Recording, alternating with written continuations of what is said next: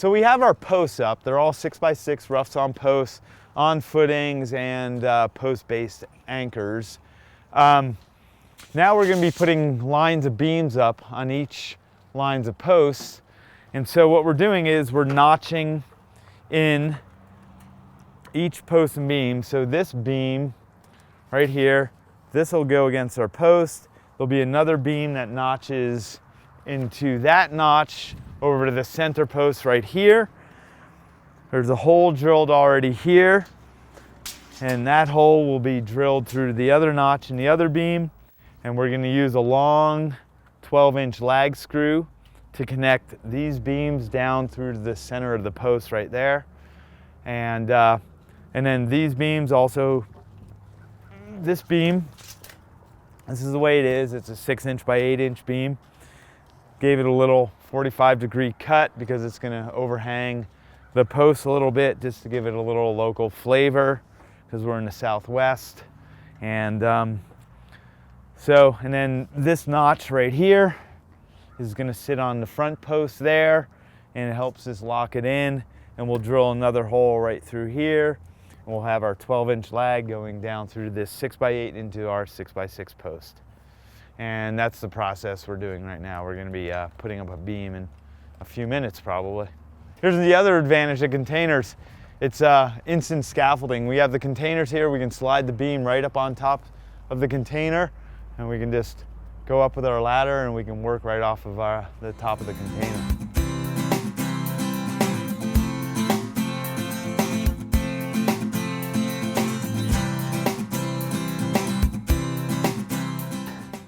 Actually, probably need to cut another 1/8 off of our whole situation.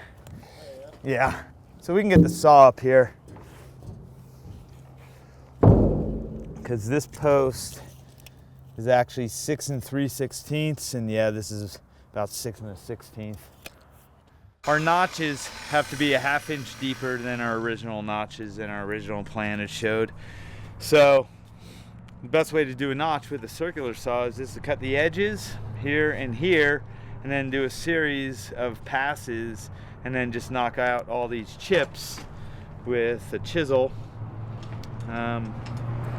So you just take your chisel and they just pop right out of there. You can pop them out with your hammer as well.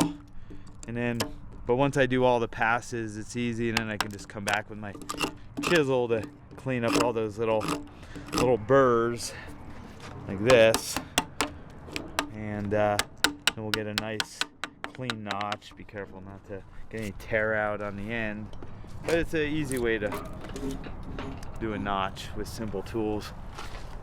Keep going out if you can.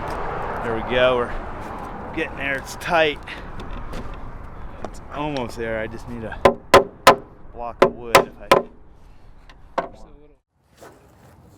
this way. Okay, I'm going out.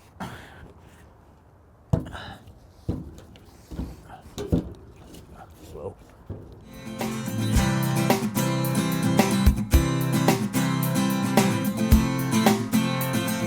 Okay, so we're continuing with the post and beam work. We have some intermediate beams up, and those middle beams will be for to help hold our ridge beam up. And so we're working our way around beam by beam here, and so we have still this stack of material for beams. These are the greenhouse posts here. I'm trying to notch everything and make things look pretty nice. Our wood is already dried and twisted, so we're working with what we have, also on a tight budget. And so this is where we're at after 2.5 days of carpentry work. Got our first rafter up, adjusting the second rafter. We're dealing with some existing site conditions, so we're having to adjust accordingly. Well, here we are. We're installing a rafter. We've pre-cut our bird's mouth in each side, And these rafters are extensions off of our main ones going out over to the greenhouse, over to the container. So we've had to calculate so they're in the same line as our original rafters, which go all the way up to the ridge beam up top there.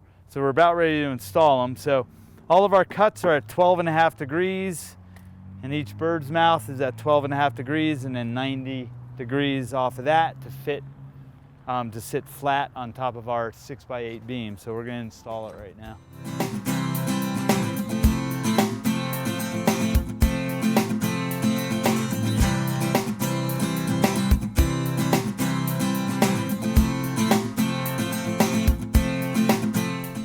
So in the last week, we've had some weather. There's snow on the ground, which is now melting, turning to mud. We had below 0 degree temperatures.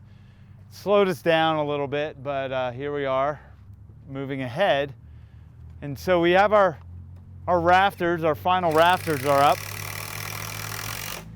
And we have a third person on the crew now, and so we'll be installing doors.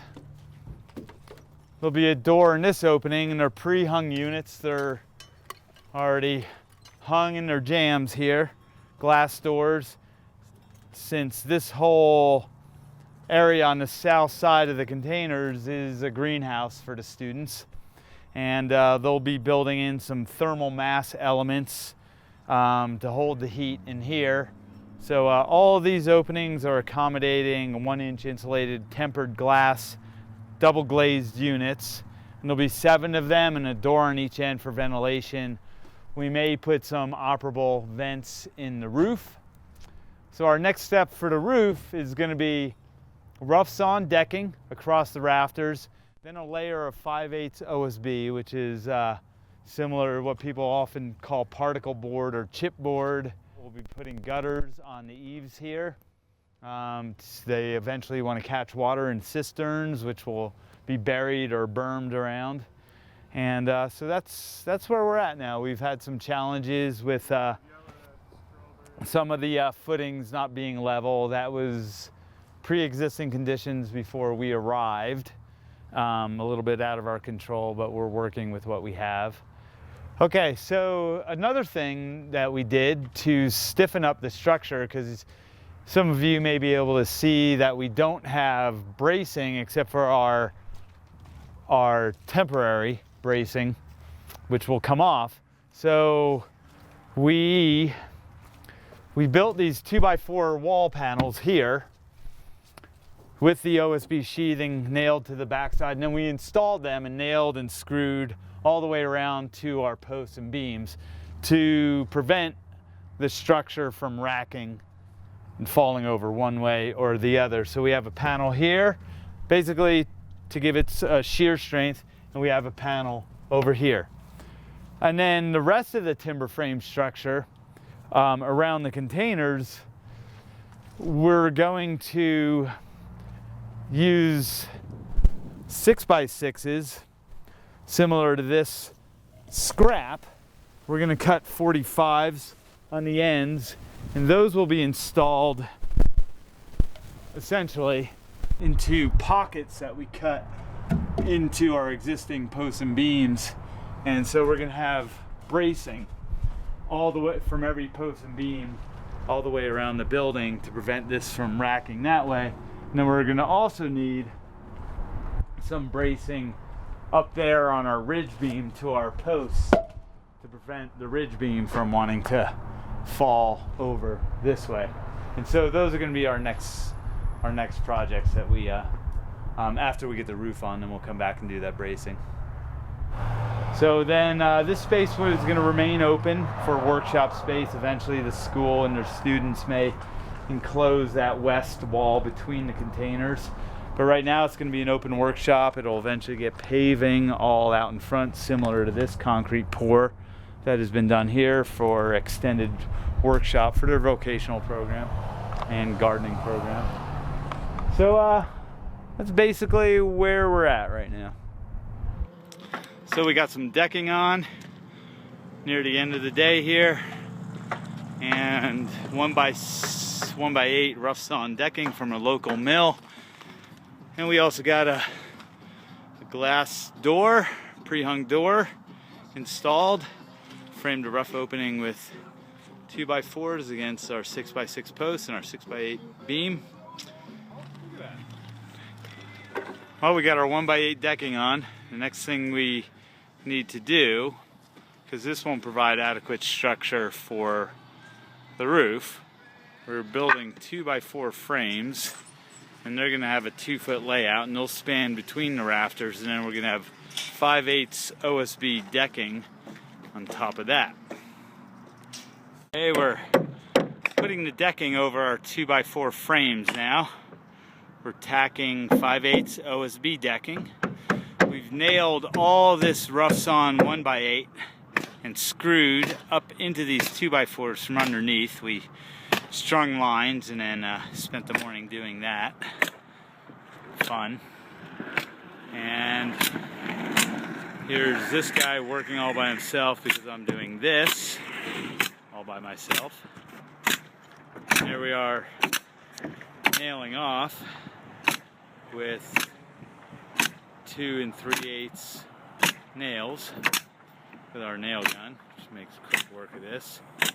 The idea was to have the kids here do the nailing, but we thought twice about that due to just them falling off the roof. Liability issues. So today we're putting in our stops for our glass for the greenhouse. We used a pressure treated 2x6 plate, and we're using 2x4s ripped down for the inside stop. And so we're got the plate in just on a couple blocks because the footing was quite out of level. So that was the first step we did, was to level our plate that the glass will sit on, and then we're stopping out with ripped 2x4s. And yesterday we ended up by getting the felt, 30-pound felt paper on the roof stapled down. We're waiting on our roofing, and that should come tomorrow. Well, the glass went in. It's 1-inch insulated glass, a 46 by 76 inch glass unit, which is a standard piece of glass around here, and it costs about $220 each. We've got all the roofing on and all the drip edge on, and so now there's just a lot of little details to do. Bracing on the timbers, infill above the glass, a little framing, siding over the OSB, and general cleanup. So this is our interior greenhouse vertical glass wall, and this is the framing for that. What you're looking at here is actually in the bathroom. So we have framed up to a giant